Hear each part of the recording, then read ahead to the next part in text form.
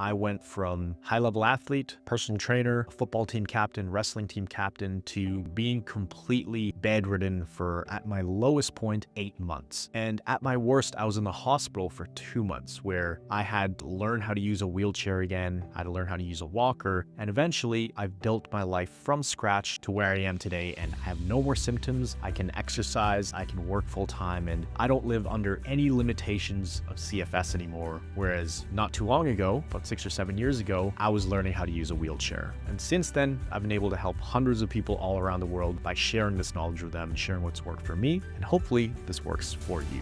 I can take on anything now in my life. I'm now currently living a life in which I never thought I would be able to ever live again.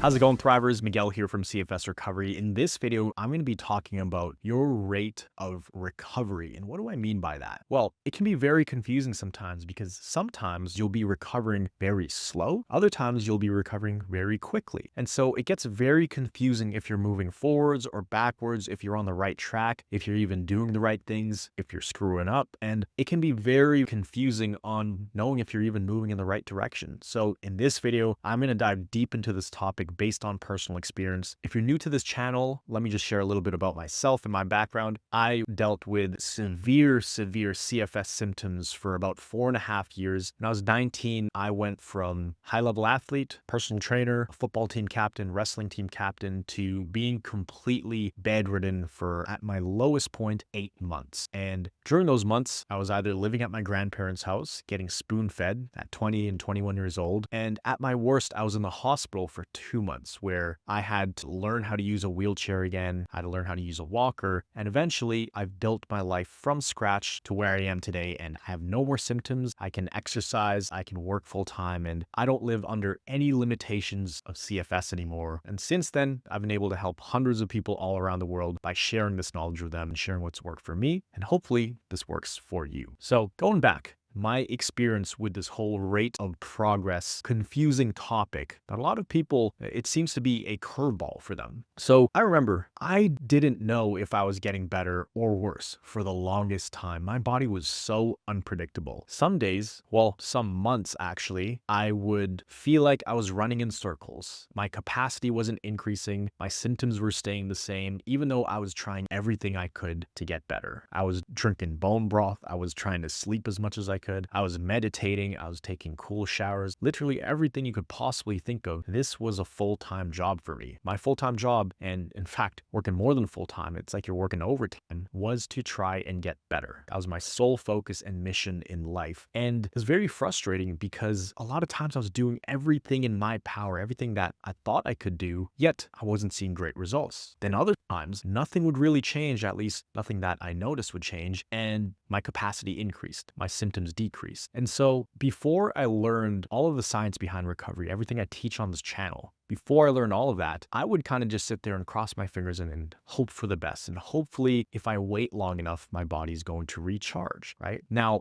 once I learned these principles when I was bedridden in a hospital, I started to make steady progress. Let's talk about that for a second. I really had to change how I viewed progress. I had to change my expectations of what progress meant. Because let me share this analogy with you. It's kind of like the tortoise and the hare story. We all know the story where the tortoise is much slower than the hare and they have a race. And initially, the hare is much faster. So you think it's going to win, but eventually it burns out, slows down, or gets lost on the way, and this tortoise that is 50 times slower than the hare, it eventually overtakes the hare and ends up winning. That's typically how the story goes. Now, the reason the tortoise wins is because it was consistent. It never stopped. It kept the same pace. It didn't get distracted. It just went in one way, and that was towards the finish line of that race. Now, there are benefits and drawbacks to both, right? The tortoise, of course, is much slower. The hare is much faster. It has the potential to win if it was just focused. Now, in recovery, because there are slow times and because there are fast times, you are both the tortoise and the hare. It's a dynamic rate of progress. I'll repeat that. it is a dynamic rate of progress. So it doesn't matter how fast or how slow you're recovering as long as you're moving in the right direction, right? Now, how do you know what the right direction is? Well, in the beginning, a lot of times you have to go off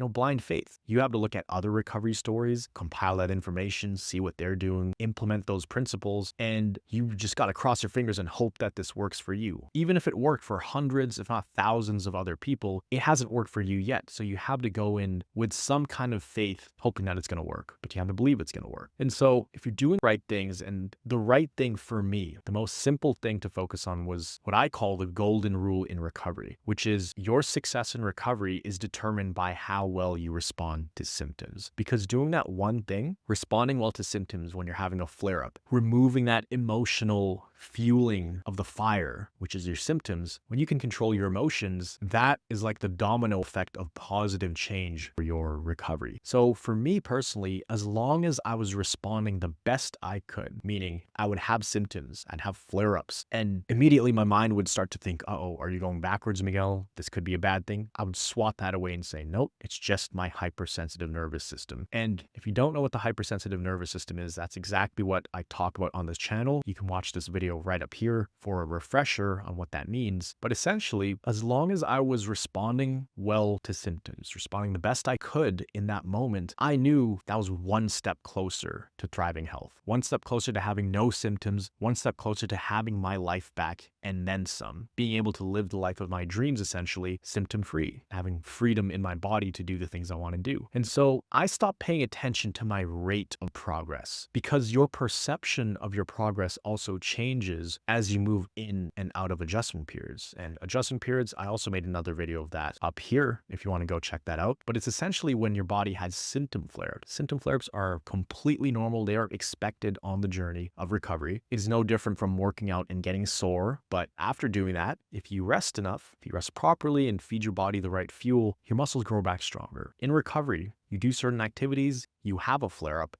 If you respond well to symptoms and pull back a little bit, you start to condition your hypersensitive nervous system to become less hypersensitive. So I stopped paying attention to the whole speed of recovery because I noticed it was very inconsistent. So I more so looked at it as a dynamic rate of progress, because one week I can feel decent. My capacity was maybe up here. I could go outside. I could go for a walk to the mailbox. I could have a friend come over for an hour, and my activity level was up here. My symptom level was down here. And the following week, let's say I was in a flare-up, my activity level was down here and my symptom levels were up here. So normally, without understanding this information, you would think that I'm getting worse because I'm able to do less, but I feel more symptoms. But that's not the case, because if you're in an adjustment period, it doesn't matter. That was actually supposed to happen. That's kind of like your rebuilding phase, your recalibration phase, where what you need to focus on is not the physical activity expansion or adding more things. The focus should be on just responding well to symptoms. So I threw the whole idea of rate of progress out the window. I didn't even focus on it. I didn't count how many days I was in a flare-up for. I didn't count how many steps I was doing, how long I could sit up for. Those things were the wrong focus. That was just completely draining of my energy, right? And it was actually more stressful because when I didn't hit those certain targets or milestones, I'd get really upset.